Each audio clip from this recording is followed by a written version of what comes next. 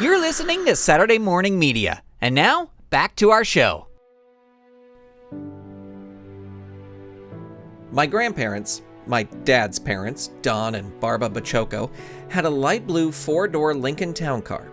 As a kid, I thought this was just about the fanciest car I'd ever seen.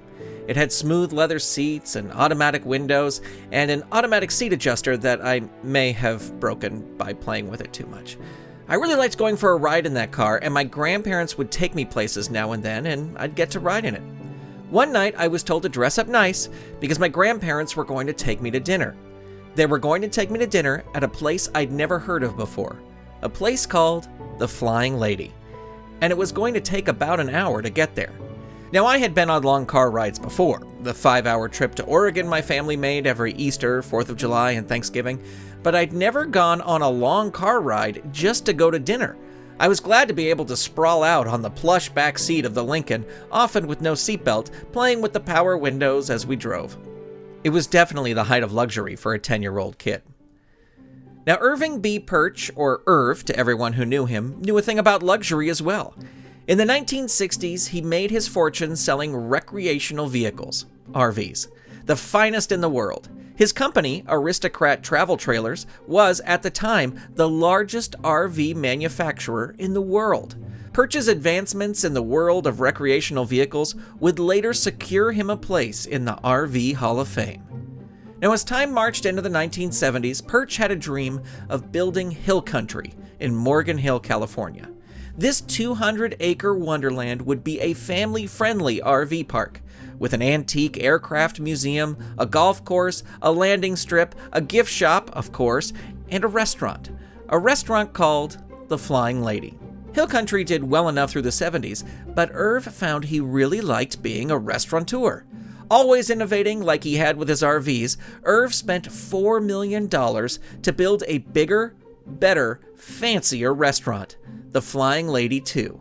A 9,700 square foot beauty that could seat over 2,300 people on its 3 different floors. It had a 5,000 square foot kitchen with an additional 3,000 square feet of refrigeration. Irv wanted the very best. He wanted a restaurant where you could find a Dixieland band playing in the upstairs bar each weekend. A restaurant so big that 7 full-sized aircraft hung from the rafters. A restaurant that used a modified dry cleaner rack system to move hundreds of radio-controlled sized planes throughout the restaurant above diners' heads.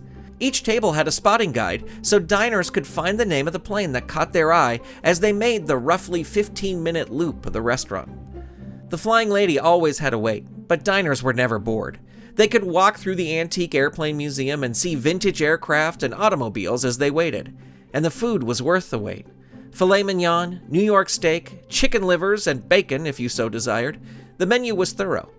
The Flying Lady was where I first had and fell in love with popovers. A ride in a Lincoln Town Car, dinner at the Flying Lady, and popovers?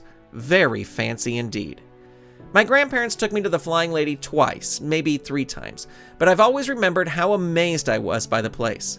I find myself often wishing I was back there with my grandparents eating a popover as I watch the model airplanes buzz over our table. The Flying Lady closed its doors in 1994. About 10 years later, the building was torn down.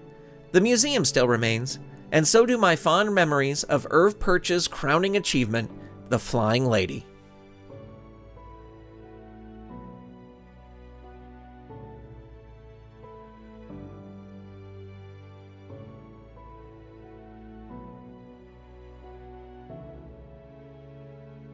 This episode of the GrantCast was written and produced by Grant Baciocco and is copyright 2020 Saturday Morning Media, all rights reserved, www.saturdaymorningmedia.com.